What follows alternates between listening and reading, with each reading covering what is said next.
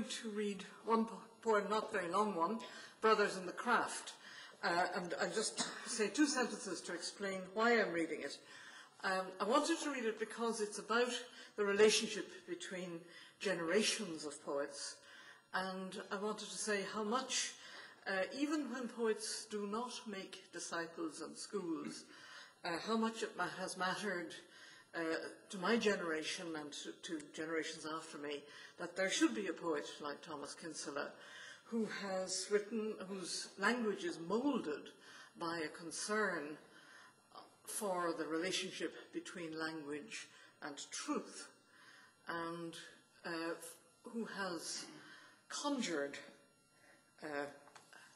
a standard of truth into his poetry.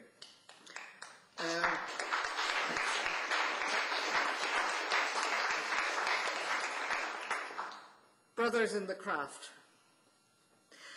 In the creative generations, there is often a conspiracy of the mature and the brilliant young, a taking in hand in hopes of a handing on.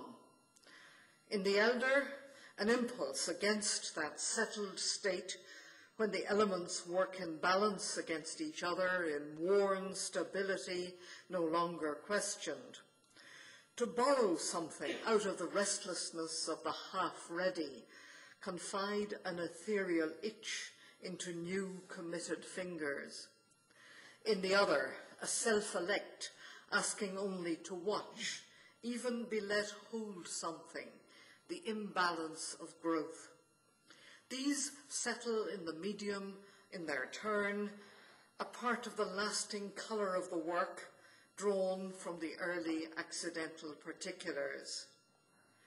Again and again in the 50s, we attended Austin Clarke. He murmured in mild malice and directed his knife glance curiously amongst us. Out in the dark, on a tree branch near the bridge, the animus of Yeats perched.